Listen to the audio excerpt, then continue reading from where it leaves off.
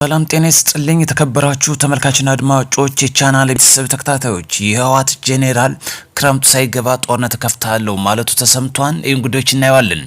እንዲሁም በላሊበላ ተቀብሮ የነበረ የተተኳሽ በቁጥጥር ስር ውሏል። ይህንም የማስደምጣችሁ መረጃዬ ነው። የጽንፈኛው ቡድን መሪ የነበሩ ሲሳይ ቢራራ ተብሎ የሚታወቀው በተወሰደው ኦፕሬሽን ተሰናብቷል። ይህንም አያይዤ አስደምጣችኋለሁ። ሰላም ለሀገራችን ያድርግ። ጦርነት ለማንም በየትኛውም አቅጣጫ አይጠቅምም። መረጃችን በቀጥታ ስናልፍ ስማዳ ላይ በተወሰደው ኦፕሬሽን የጽንፈኛ ቡድን መሪ ወይም ደግሞ አባል የነበረ ጭምር ሲሳይ ቢራራ ተብሎ የሚታወቀው ወደ ላይኛው ተሸኝቷል። ጦርነት ባጭሩ የማይጠቅም መሆኑን በግልጽ ያሳየን። ለዚህ ደግሞ መንግስት ተደጋጋሚ የሰላም አማራጭ በሮችን ክፍት አድርጎ እየተቀበለ ይገኛል። በተለይ በዋነኛነት ከምንዳስሰው የህወሓት ዋና ጀነራል ተብሎ የሚታወቀው መግለጫ ሰጥቷል። እሱንም ማስደምጣችኋል። በላሊበላ ከተማ የተቀበረ የከባድ መሳሪያ ተተኳሽ በተገኘ ቁፋሮ መሰረት በቁጥጥር ስር ውሏል። በተተኳሹም በተለይ ላሊበላ ከተማ ደብረ ዘይት ቀበሌ ልዩ ስሙ ማርዚሞ ተብሎ በሚጠራው አካባቢ ተጨማሪ ግንባታ የሚሆን ቦታ ሲደለደል የቆየና የተቀበረ የከባድ መሳሪያ ተተኳሽ መሆኑን ተመላከተው።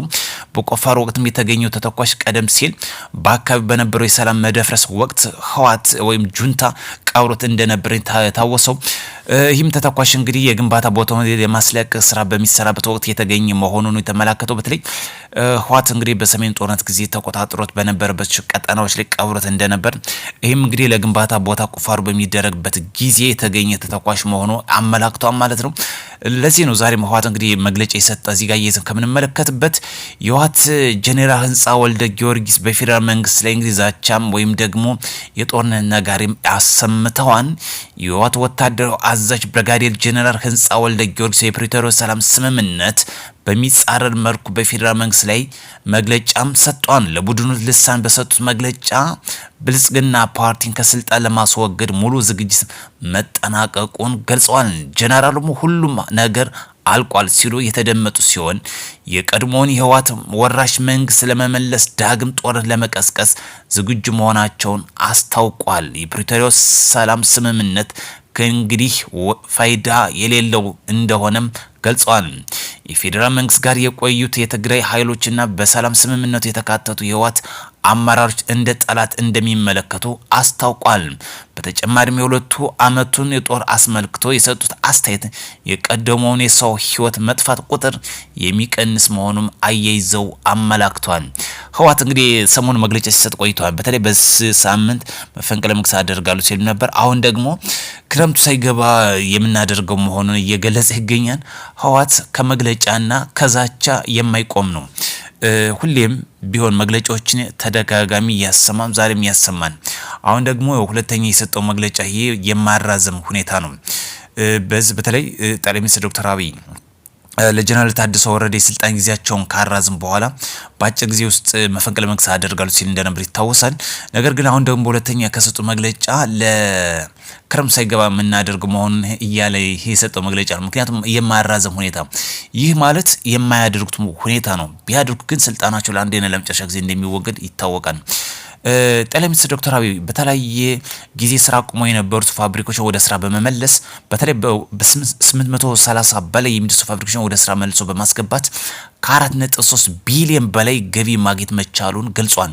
ይሄ እጅግ ደስ የሚል ጉዳይ ነው። ጠቅላይ ሚኒስትሩ ባጭሩ ራያቸው ልማት ነው፣ ራያቸው ስራ ነው።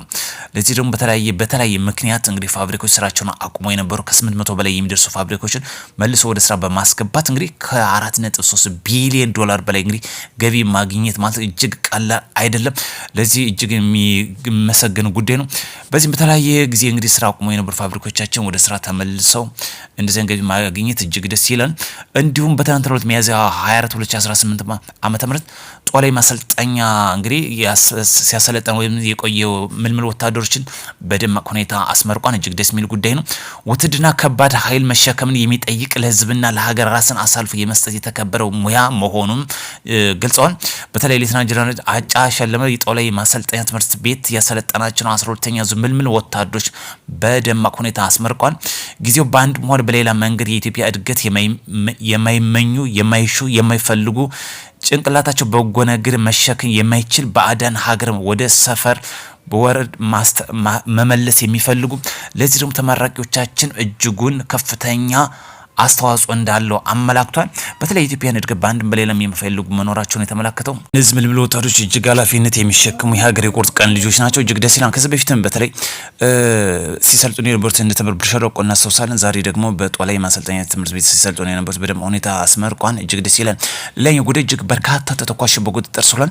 በቴክኖሎጂ የታገዘ ክስት በእንጀባራ ከተማ በህገወጥ መንገድ ሲጓጓዝ የነበረ የጦር መሳሪያ በቁጥጥር ስር መዋሉን የተገለጸው ከባህር ዳር ወደ እንጀባር ሲጓዝ የነበረ ከፍተኛ ቁጥር ያለው የጥይት እና የጦር መሳሪያ በቁጥጥር ስር መዋሉን አስታውቋል። የክልሉ ብሔራዊ ክልላዊ መረጃ ደህንነት የተገኘው ቴክኖሎጂ በመታገዝ ባደረገው ክትትል ከ5174 የክላሽንኮቭ ጥይቶች 4 የብሬን ጥይቶች እንዲሁም 3 ክላሽንኮቭ ጠመንጃዎች በቁጥጥር ስር ማዋሉን አሳውቋል። ከዚህ ጋር ተያያዘ የአሜሪካ የአየር ኃይል ቢ1 ቦምብ ጣይ አውሮፕላን ሃይፐርሶኒክ ሚሳይል ታጥቆ ለመጀመሪያ ጊዜ መታየቱ ተዘግቧል።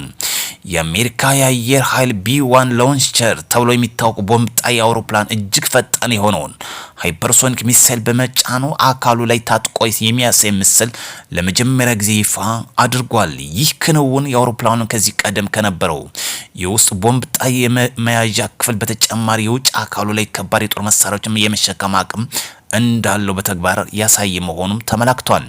ይህ አዲስ የጦር መሳሪያ የመሸከምና ስርዓት አየር ኃይል ቢ1 ላውንቸር አውሮፕላኖች የአገልግሎት ዘመን ለማራዘምና የማጥቃት አቅማቸውን ለማሳደግ የሚያደርገው ጥረት ትልቅ እርምጃ መሆኑም ተመላክቷል።